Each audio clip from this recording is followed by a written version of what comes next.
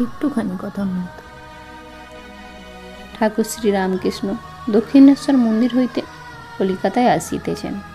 বলরামের বাড়ি হইয়া অধরের বাড়ি যাইবেন, তারপর রামের বাড়ি যাইবেন। ঠাকুর গাড়ি করিয়া আসিতে আসিতে রাখাল মাস্টার প্রভৃতি ভক্তদের বলিতেছেন, দেখ, তার ওপর ভালোবাসা এলে পাপটাপ সব পালিয়ে যায়। সূর্যের তাপে যেমন মাঠের পুকুরের জল শুকিয়ে যায়, বিষয়ের ওপর, কামিনী কাঞ্চনের ওপর ভালোবাসা থাকলে হয় না, সন্ন্যাস করলেও হয় না। যদি বিষয় আসক্তি থাকে, যেমন থুতু ফেলে আবার থুতু খাওয়া। কিয়ৎক্ষণ পরে গাড়িতে ঠাকুর আবার বলিতেছেন, ব্রহ্মজ্ঞানীরা সাকার মানে না। নরেন্দ্র বলে, পুত্তলিকা। আবার বলে, উনি এখনো কালীঘরে যান। ঠাকুর বলরামের বাড়ি আসিয়াছেন। ঠাকুর হঠাৎ ভাবাবিষ্ট হইয়াছেন।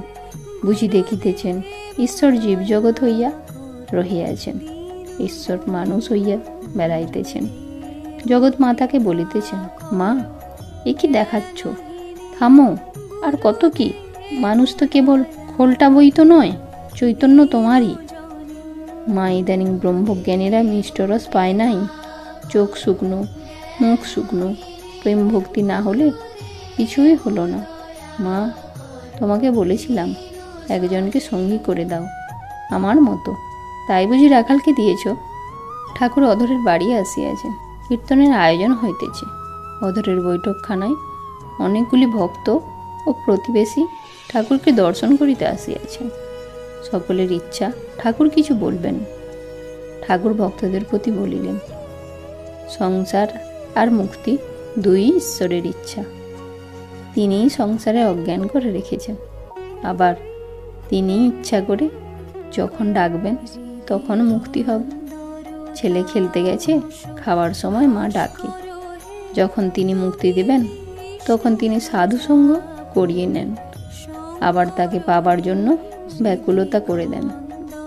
প্রতিবেশী বলিলেন, মহাশয়, কীরকম ব্যাকুলতা? ঠাকুর বলিলেন, কর্ম গেলে কেরানির যেমন ব্যাকুলতা হয়, সে যেমন রোজ আপিসে আপিসে ঘোরে আর জিজ্ঞাসা করে, হ্যাঁ গা, কোনো কর্ম খালি হয়েছে?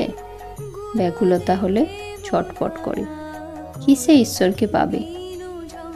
গোপে চারা পায়ের ওপর পা দিয়ে বসে আছেন, পান চিবোচ্ছেন, কোনো ভাবনা নেই। এইরূপ অবস্থা হলে ঈশ্বর লাভ হয় না। প্রতিবেশী আবার জিজ্ঞাসা করিলেন, সাধু সঙ্গ হলে এই ব্যাকুলতা হতে পারে?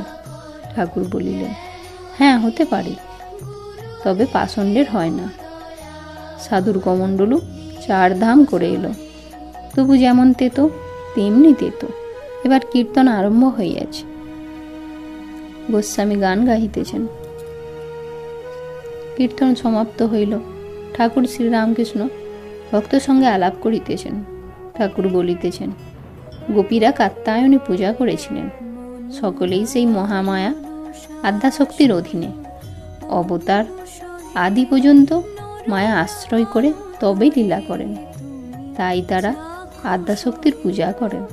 দেখো না, রাম সীতার জন্য কত কেঁদেছেন। পঞ্চভূতের ফাঁদে ব্রহ্ম পড়ে কাঁদে। জয়তু শ্রীরামকৃষ্ণ।